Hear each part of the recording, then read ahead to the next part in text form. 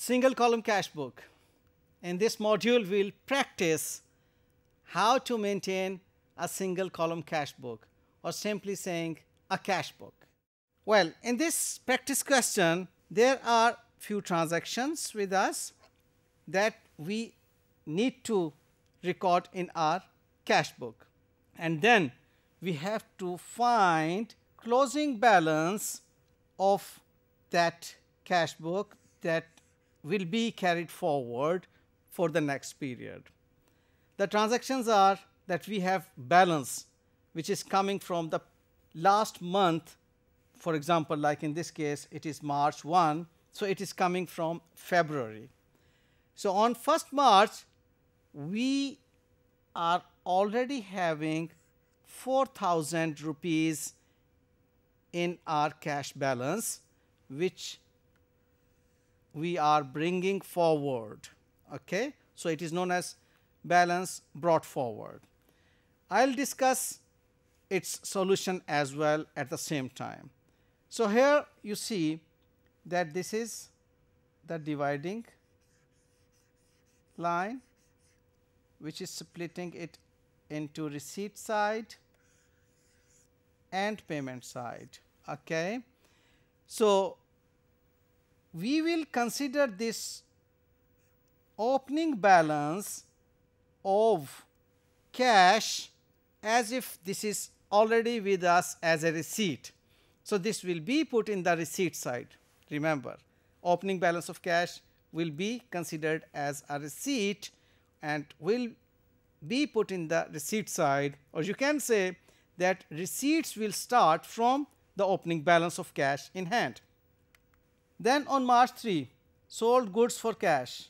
Okay, when we are selling goods for cash, we are receiving cash or paying cash? Yes, we are receiving cash.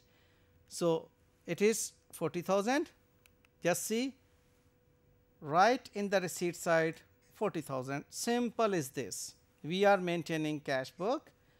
Cash we are receiving in the receipt side, simply put 40,000 because of sales. Then comes on 7th, we have sold goods on credit to Alpha. Yes, should we record this transaction in the cash book? No, a big no on it. Why? Because it's a credit transaction.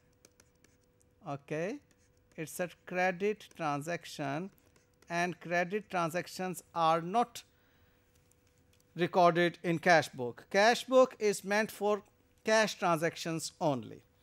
On 10th, we bought goods for cash.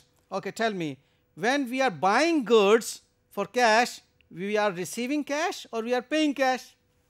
We are paying cash. Okay, so it will reduce our cash balance with 28. So let's see, 28 is payment, and because of purchases, here we'll put the date.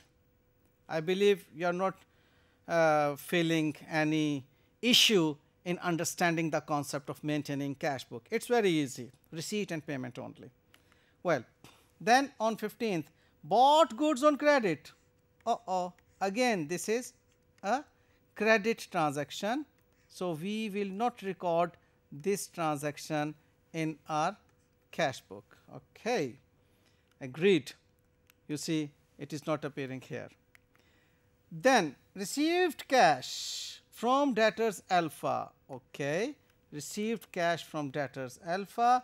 On the receipt side 75,000 we will put.